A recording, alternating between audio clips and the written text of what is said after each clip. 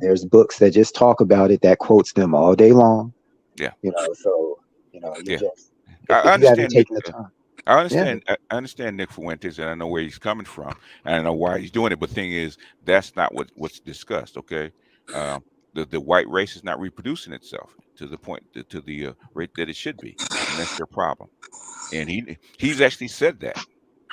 He's actually said that, and that's the issue that they're having. But nobody will discuss that because they're too hung up on other stuff.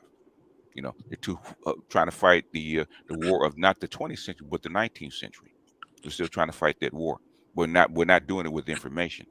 Um, but the thing is that the reason Nick Fuentes is important to us is because they've tried to find out a way to actually shut us down, because the pro blacks for the most part, or the nationalists, pretty much left us alone for the most part, right?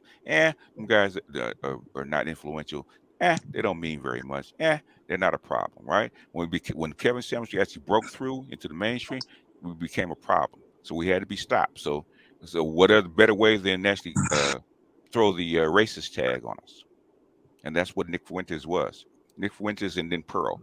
Nobody cared about Pearl, until the so-called nationalists try to um, associate her with us, because she's in another foreign country with another group of black people called Africans, and we're supposed to be responsible for that. Nah. But I'm glad. Well, the reason I'm showing this is because I want them to answer to this. Okay, you judged us off of sketchy stuff, so now what do you have to say about them? What do you have to say about black women doing the exact same thing? That's where I'm at now. and, But go ahead and and finish your thought, and then we'll go to somebody else. got you. Just ending it here. I really don't understand the whole fear of it. Because even last time I was talking, like now with the information, I Hmm. just straight up and call the matriarchs in my family matriarchs. And I just straight up Ooh, call them that's a that, man. fight. You should have heard the first time Ooh, the that's a fight. guys, they heard it, man. You would have thought that I was thrown in 1960. Yeah, it took me in the back, like, where'd you get that word from? You don't call them women that. He was like, what's I'm like, Yeah. they in charge, right? You're not the one balancing the books, so I'm not going to try to press you. I'm not going to press you. All right. But the thing that kills me is that I don't understand what the big fear is of just letting it be known. If it is what it is. We're not doing anything but just saying what it is. And there's just this big fear of it. I don't get it. Love your Yeah, work. yeah. I'm How not. do you that's the blue pill. You have to socialize people to actually organize people, right? And you have to socialize them on the fairy tale for the most part, right? You got to sell them something. You got to sell them a story. We've been sold a story, right? But thing is, what the magistrate does is fuck that story up. So All the way. in other words, basically, there's no such thing as Santa Claus, Yeah. and that's what we're doing. Yeah. Try calling the women in your family gynocracies and see how they respond. Yeah, Well, we have we have I did that shit so much. I mean, my egg donor was like, she got so hot. She like, what the fuck are you calling me? I said, go look it up, smart woman. You call yourself a woman of a high education like to read. Go look it up. I said, every word that comes out of my mouth isn't a fable or fiction or a fairy tale. The words I use are accurate and real. You just a misogynist. If I'm a fucking misogynist, you're a fucking misandrist. What the hell is that? Go look it up. and that's what the whole that's what Dr. Johnson said. It gives you the language to actually fight back. Okay, that's what he's here for. All right, who's next? I'll jump in if nobody's gonna All take. right, you're up. Go ahead. Okay. You know, nice to have this discussion. Great to speak to you again, BGS. And I just quickly want to say that I really give you a lot of credit for raising the level of awareness, because now it's we go out and we're in regular life and we apply these things that may go on a larger level, be it social media, and then you use these applications to everyday life. So I'm one of the things that I just realized more than anything is that we don't have any authority over black women whatsoever. Be Never it had the it. Never had it. Kiki situation where she Hmm. just blatantly, like, that's not something I would even allow my woman to wear to the beach, let alone you stepping outside in public. And it's Hmm. something that you don't even have a voice for. So then we switch levels to this other situation with Fresh and Fit. Like, can you imagine if the tables were reversed just for one moment? If it were a bunch of black guys sitting around with a white woman, kissing up to her, smiling, bucking, and even encouraging her to say the N-word. Why she does that, then when everything is over, we all get together and take a picture, like that platform, those people, every last person in that picture will be found, address, name. I would have to close my channel after that, man. Yeah, it would be totally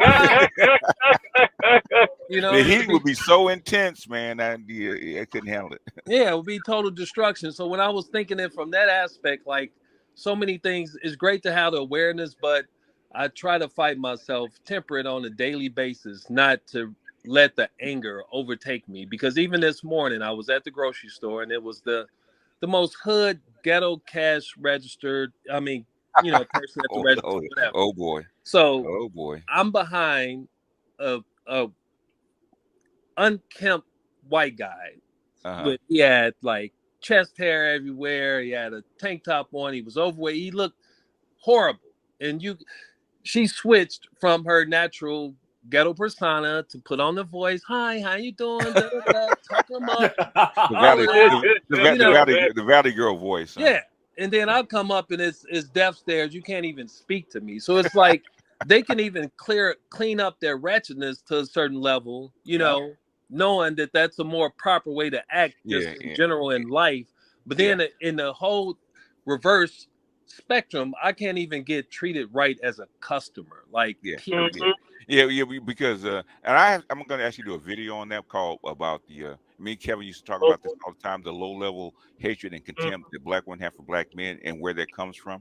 That's actually historic, you know, and it's been there for like at least 200 years. But the thing is, they have no choice except to stick with us. But the low level contempt and hatred is still there. For BGS, where do you think that comes from, though? It's really simple. Okay, it's really simple. Okay, is that they blame us. You know, they've been taught to blame us for not protecting them, right, from slavery and whatnot. Right. That's number one. Number two, because of racism in the violence from racism, right? Okay, black men could not be depended upon, right? I think I talked to this about May, right? The average black, the average lifespan of a black male up until 1920 was 31 years. Okay, 31 years. You died early. You were killed. You were disappeared. You were brutalized. The white man could actually come into your house, rape your daughter, rape your wife, and then walk away with it. Okay, I'm 34. Yeah. And there was nothing you could do about the fact they was Ma Rainey's Black Bottom. August Wilson actually did a play about this, and this guy was so angry that his mother was raped and his father was killed. Okay, wow. And there was nothing that you could do about it. That stuff has festered with black women. Okay, and they have never come to grips with that. So they can't blame the white man because they depend upon him. Where does the anger go? It goes to us. It goes to us, and that's where it comes from. And but that's the short version. Okay, there's a reason that it's there, but the thing is, they won't admit that it's there, and that's the problem. That's why it's low level. I want to ask you about Nick Fuentes, because for me, he comes off as a troll.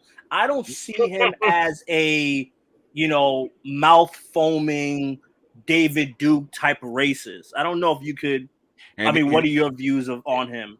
And he's the most dangerous type. He's the Hitler before Hitler. Yeah. Okay. I'm a friendly guy. I'm a nice guy. I'm kind of goofy. I'm unassuming. Okay. I'm not really aggressive. So just look at me. The stuff I'm saying is not really that important, but it's poisonous. And that's why I feel how they disarm us. They disarm us by, that's the cool white guy. That's the friendly white guy, or he'll spark up conversation. He's goofy. You look at him and say, man, what can he do? There's nothing.